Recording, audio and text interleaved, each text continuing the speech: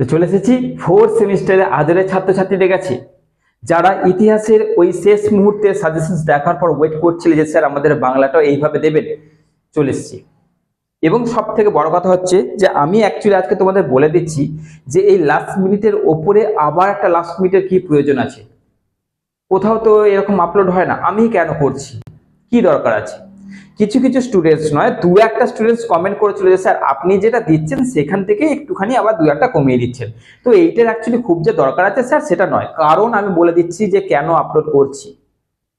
এইটা আপলোড করার সব থেকে বড় কারণ হচ্ছে যতটা কোশ্চেন্স কমানো যায় অনলি পাসিং মার্ক, অর্থাৎ তোমাদের হাতে 5 নম্বর 18 নম্বর তুলে দেওয়ার মতন করে শেষ মুহূর্তের এই সাজেশন এই জন্য দিচ্ছি কারণ এরকমও অনেক স্টুডেন্টস রয়েছে যাদের বাড়ি হচ্ছে পুরোপুরি একটা অজপাড়া গায়ে, যাদের বাড়িতে একটাই ফোন, যাদের বাড়ি থেকে টিউশন অনেক দূরে, যাদের বইপত্র নোটস থাকতে বুঝতে পারে না কোন কোশ্চেন্সটা করব, যাদের মুখস্থ বিদ্যাটা কম, যারা সময় দিতে পারে না, মাঠের কাজ করতে হয়, ঘরের কাজ করতে হয়, যাদের শরীর অসুস্থতার জন্য সবসময়তেই যেন কোনো একটা ব্যস্ততার মধ্যে থাকে যার জন্য পড়ার সময় দিতে পারে না, মানে নানান সমস্যার জন্য যে স্টুডেন্টসরা পড়া সারা সেমিস্টারও ক্লিয়ার করতে পারে না, সেই সব স্টুডেন্টসদের জন্য যারা কর্মরত অবস্থায় পড়াশোনা করছে তাদের জন্য এই শেষ মুহূর্তে সাজেশন, যাতে তারা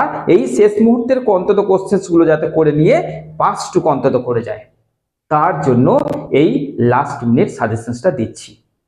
এবার আসছি আমি আসল কথায়। আসল কথা হচ্ছে যে আমি তোমাদের 3টে স্টেপে কিন্তু সাজেশনস দিয়ে দিলাম।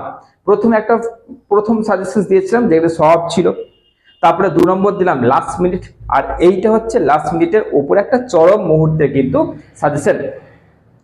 এবার কথা হচ্ছে যে তোমরা কিন্তু এইটাতে বেশি মানে এইটাকে নিয়েই পড়ে থাকবে না যে এইগুলো করবো আর বাকিগুলো করবো না। তোমাদের বিবেক বুদ্ধি এক্সপিরিয়েন্স স্মরণ রাখার ক্ষমতা রয়েছে, পড়ার ক্ষমতা রয়েছে, পড়েও নিয়েছো, তাহলে শুধু এই কোশ্চেন্সটার উপরে বসে থাকবে না, আমি আদার্স যে কোশ্চেন্স গুলো দিয়েছি সব করতে হবে। আমি তোমাদের সময় বাঁচাতে এসেছি, আমি তোমাদের বলতে এসেছি তোমরা 3টে ধাপে বাংলাটাকে করো। প্রথমে কি করছো, আজকে যেটা দিলাম সেটা কমপ্লিট করো, তারপরে তোমাদের যে লাস্ট মিনিট দিয়েছি সেটা কমপ্লিট করো, তারপরে যেটা প্রথমে দিয়েছিলাম সেটা কমপ্লিট করো। আমি কিছু কোশ্চেন্স কমাতে আসিনি, আমি এইসব করি না, তাহলে প্রথমটা দেওয়া দরকার ছিল না, এটাই দিতে পারতাম। এটা দেওয়ার মানে বুঝতেই পারছো যে স্টেপ বাই স্টেপ তোমাদের কিন্তু আমি পড়া ধাপে ধাপে কিন্তু পড়াটা করতে বলছি, যাতে তোমরা সব করা কোশ্চেন্স কমন পাও এবং ভালো করে তোমাদের পরীক্ষাটা হয়। ঠিক আছে, তো চলো, যেহেতু কালকেই পরীক্ষা, সময় শুধু আজকেই রয়েছে, তাই তোমাদের বলে দিচ্ছি দেখে নাও সে মাত্র 6টা প্রশ্ন, যে 6টা প্রশ্ন অবশ্যই তোমার পরীক্ষার প্রশ্নপত্রে অবশ্যই পেতে চলেছো এবং বাকি প্রশ্নগুলো তো করতেই হচ্ছে। তো চলো দেখে নাও সেই 6টা প্রশ্ন। তো চলো চলে এসেছি মাত্র 6টা প্রশ্ন বলতে। তোমাদের লাস্ট মিনিটে প্রথম কি প্রশ্ন ছিল, রাঢ়ী, বরেন্দ্রী আর ঝাড়খণ্ডী ছিল তো। এই 3টে তোমরা করে নিয়েছো, অবশ্যই করে নিয়েছো। তো এই 3টের মধ্যে মোস্ট ইম্পর্টেন্ট হচ্ছে রাঢ়ী উপভাষার ভাষাতাত্ত্বিক বৈশিষ্ট্য, এই কোশ্চেনটা করতেই হচ্ছে। বরেন্দ্রী ঝাড়খণ্ডী তো করেইছো, তার মধ্যেও তোমাদের ইম্পর্টেন্ট বলে দিলাম রাঢ়ী। 2 নম্বর করছো কি, বাংলা ভাষার উদ্ভব বা ক্রমবিকাশ বা উৎপত্তি বা বিবর্তন বা স্তর যেটাই দিক একটাই উত্তর, এই কোশ্চেনটা করছো 2 নম্বর। 3 নম্বর করছো প্রাচীন বাংলা ভাষার ভাষাতাত্ত্বিক বৈশিষ্ট্য আলোচনা করো বা বৈশিষ্ট্য আলোচনা করো, যাই দিক ওই ধ্বনিতাত্ত্বিক আর রূপতাত্ত্বিক এর উত্তরটা লিখে আসতে হচ্ছে। 4 নম্বর কোশ্চেন শব্দ ভান্ডারে ওই যে আগন্তুক বা কৃতরিন যে কোশ্চেনটা দিয়েছিলাম বৈশিষ্ট্য আলোচনা করো, ওই কোশ্চেনটা করতে হচ্ছে। 5 নম্বরে তোমরা জানো তোমাদের সম্পর্ক আর পার্থক্য দিয়েছিলাম, অর্থাৎ ভাষা উপভাষার সম্পর্ক পার্থক্য, সাধু ও চলিত ভাষার সম্পর্ক পার্থক্য, এটা করতেই হচ্ছে কারণ কোনটা দেবে বলাটা খুব মুশকিল আছে, তবে পার্থক্য সম্পর্কে কিন্তু করলেই তোমাদের হয়ে যাচ্ছে। এরপরে তোমাদের লাস্ট কোশ্চেন কি আছে, লাস্ট কোশ্চেন হচ্ছে যে আদি মধ্যযুগের বাংলা ভাষার ভাষাতাত্ত্বিক বৈশিষ্ট্য আলোচনা করো, ব্যাস এই কটা কোশ্চেন তোমরা পড়ছো, এর নিচে আর কমানো যাবে না। এই কটা কোশ্চেন করে নিচ্ছ আর তোমাদের চিন্তা নেই।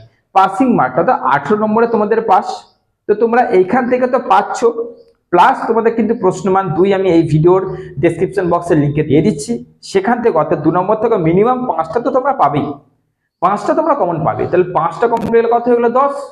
আর 8 নম্বর কি এই যে কোশ্চেন গুলো সেখান থেকে আসবে না, অবশ্যই আসবে, মানে আমি একদম নিম্নতর জায়গায় গিয়ে ভাবছি। কারণ দেখো ব্যাপারটা যে স্যার 800 নম্বর জন্য বলছেন, 800 নম্বর পেতে গেলে তোমাদের মিনিমাম 20 থেকে 25 নম্বরের পরীক্ষায় উত্তর দিয়ে আসতে হবে। তো সেটার ব্যবস্থা তোমাদের করে দিলাম। ওকে, কারণ সাপ্লি পেলে না সেই স্টুডেন্টসটার একটা বছর নষ্ট হয়ে যায়, খুব খারাপ জিনিস এটা। ওই জন্য আমি এই লাস্ট মিনিট এই ভিডিওটা আপলোড করছি, ওই জন্যে যাতে কোনো স্টুডেন্ট সাপ্লি না পায়। তো চলো বেশি কথা বলবো না, দেখে নাও গুলো। আর শেয়ার করতে তো প্রতিবারই বলেছি, অবশ্যই শেয়ারটা করো, তারপরে কিছু করছো না করছো দেখার দরকার নেই, শেয়ারটা করো, কারণ প্রত্যেক স্টুডেন্ট বেঁচে যাবে। ওকে, তো চলো বেশি কথা বলছি না, ভালো থেকো, সুস্থ থেকো, পরীক্ষা তোমাদের ভালো হোক, বেস্ট অফ লাক।